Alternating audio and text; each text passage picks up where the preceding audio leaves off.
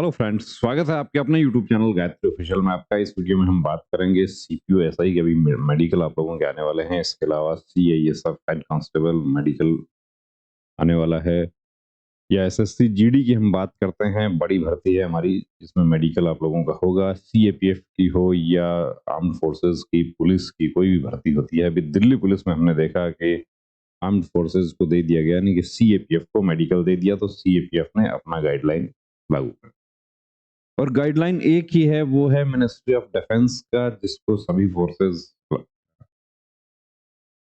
लागू करती हैं। तो यहाँ पर हम बात करेंगे कि सर्जरी के बारे में। आप लोग अक्सर पूछते हैं कि कौन सी सर्जरी कितनी पुरानी अलाउ होती है। तो देखिए, सबसे पहले तो यहाँ फीमेल कैंडिडेट्स के बारे में बात करें कि मेडिकल गाइडलाइन में क्लियर किया हुआ है कि आपका कोई ऐसा केस है सीजेरियन का, कि एनी ऑपरेटेड केस, ओपन या laparoscopic, of ovarian cyst, fibroid, ectopic pregnancy, cesarean section, etc. are to be rejected until 6 months have elapsed after surgery.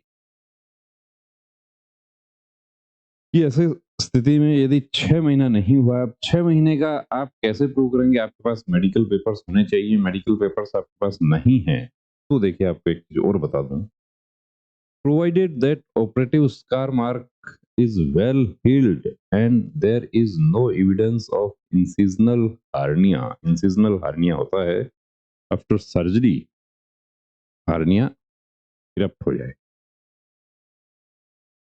Wound पूरी तरीके से हील अप है। सर्जरी के पेपर्स आपके पास हैं 6 महीने पुराने, बहुत अच्छी बात है, कोई डाउट नहीं रहेगा। मेडिकल ऑफिसर को आप पेपर्स दिखाते हैं, आप बिल्कुल डिटेल मेडिकल में ही फिट हो जाएंगे। लेकिन आपका 5 महीना ही हुआ है, उस स्थिति में यदि आपने पेपर्स दिखा दिए तो आप ऐसे केस में आप अनफिट हो जाए।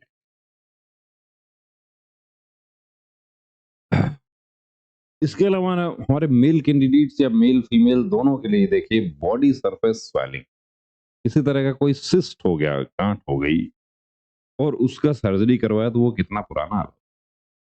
या डीएनएस है, अक्सर डीएनएस, कल भी एक एयरफोर्स के कैंडिडेट आए थे और उनका डीएनएस बहुत ज्यादा डीएनएस, और 9 तारीख को उनका मेडिकल होना है। तो अब तो उस डीएनएस का कुछ नहीं हो सकता, यानी उस डीएनएस के साथ ही उनको मेडिकल में जाना होगा। थोड़ा हताश हो गया कि मैं जाऊं या ना जाऊं, कि अब जाइए आप, मॉडरेट डीएनएस भी फिट हो जाता है यदि आपके नॉस्ट्रिल क्लियर हैं तो। लेकिन पहले ध्यान देना चाहिए, दिल्ली पुलिस में डीएनएस जैसे पॉइंट में कैंडिडेट्स अनफिट हुए हैं।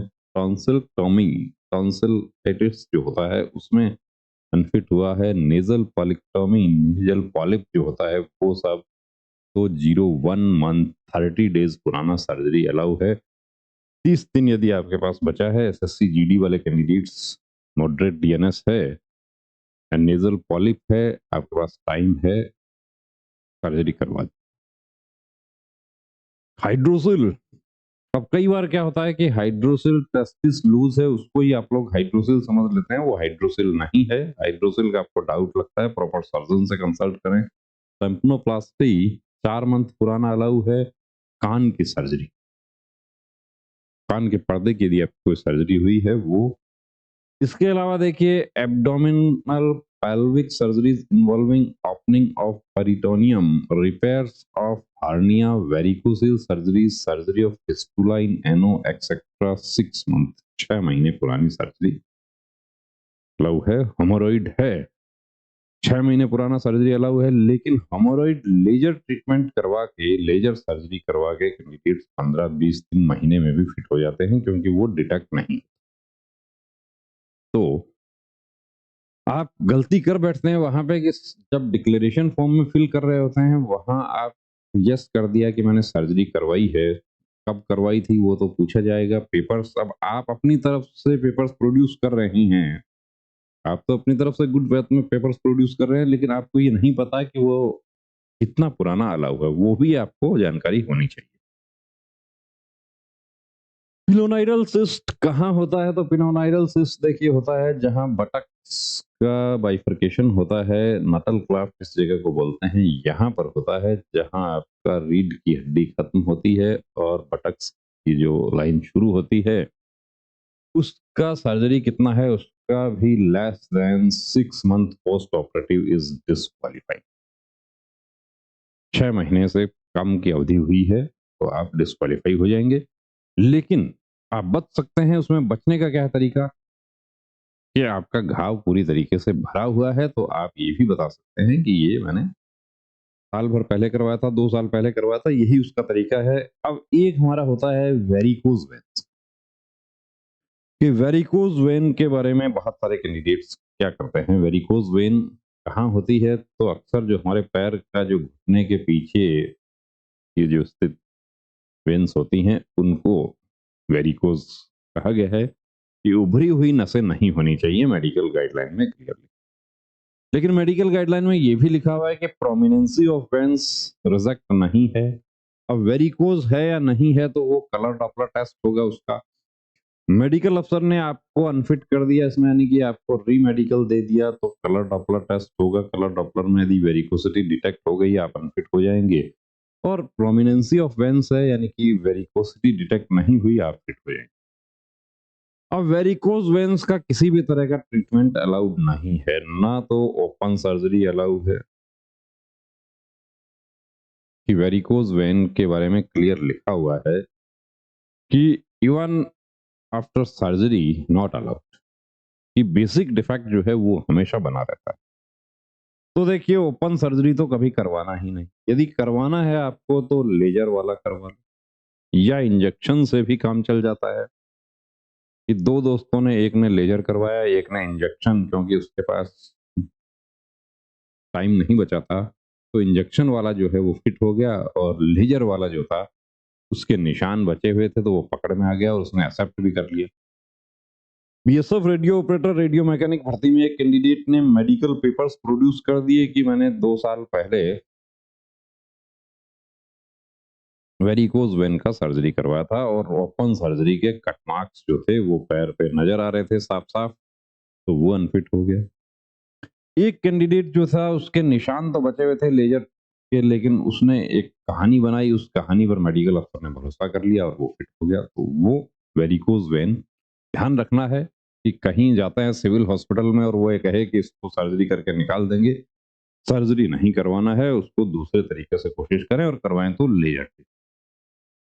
एक हमारा आई के बारे में, कि मेरी आंखें जो है वो 6/18 हैं या 6/12 है। अब दिल्ली पुलिस में तो 6/12 तो अलाउ हो गई, लेकिन सीपीओ की बात करें तो सीपीओ में राइट हैंड से आप लिखते हैं तो राइट 6/6 और लेफ्ट 6/9 तक अलाउ होगी।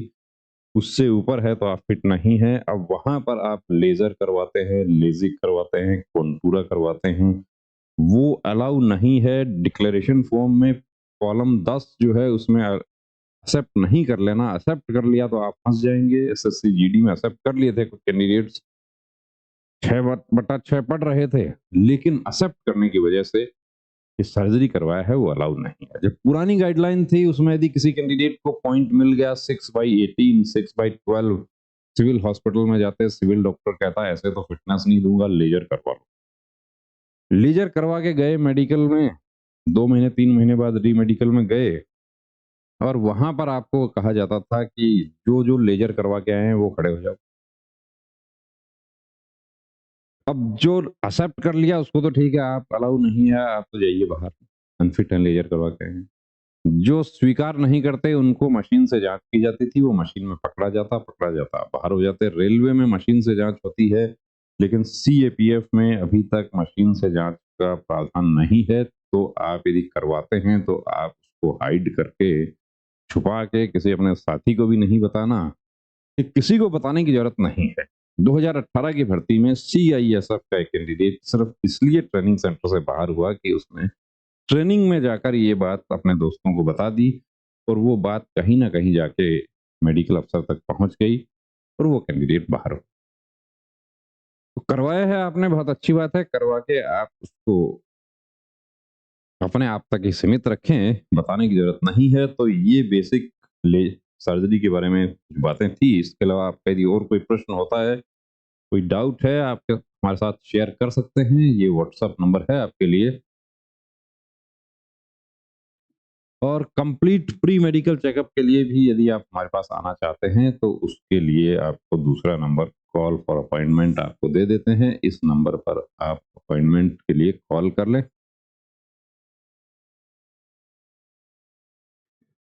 Complete pre medical checkup